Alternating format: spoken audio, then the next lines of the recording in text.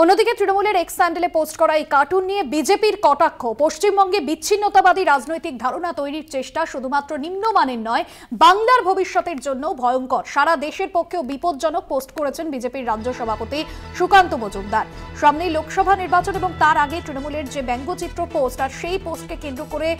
যে তরজা শুরু হয়েছে ইতিমধ্যে বিজেপির তরফে যে পোস্ট করা হয়েছে, যেখানে লেখা হয়েছে শুধুমাত্র নিম্নমানের নয়, এটা সারা দেশের পক্ষে বিপজ্জনক, এমনটাই পোস্ট করেছেন বিজেপির রাজ্য সভাপতি সুকান্ত মজুমদার, এবং যেখানে তিনি উল্লেখ করেছেন সারা দেশের পক্ষে এ ধরনের বিষয় বিপজ্জনক, বাংলার ভবিষ্যতের জন্য ভয়ঙ্কর, শুধুমাত্র নিম্নমানের নয়, পশ্চিমবঙ্গে বিচ্ছিন্নতাবাদী রাজনৈতিক ধারণা তৈরির চেষ্টা চলছে, এমনটাই তিনি পোস্টে উল্লেখ করেছেন। তৃণমূলের কার্টুন নিয়ে বিজেপির কটাক্ষ, এবং যে কার্টুন সামনে এসেছে যেখানে দেখা যাচ্ছে যে প্রহরীর ভূমিকায় মুখ্যমন্ত্রী মমতা বন্দ্যোপাধ্যায়, এবং তিনি প্রহরীর মতো দুর্গের সামনে দাঁড়িয়ে রয়েছেন, হামাগুড়ি দিয়ে যারা ঢুকছে তাদেরকে বঙ্গ বিজেপি অর্থাৎ বিজেপি নেতা হিসেবে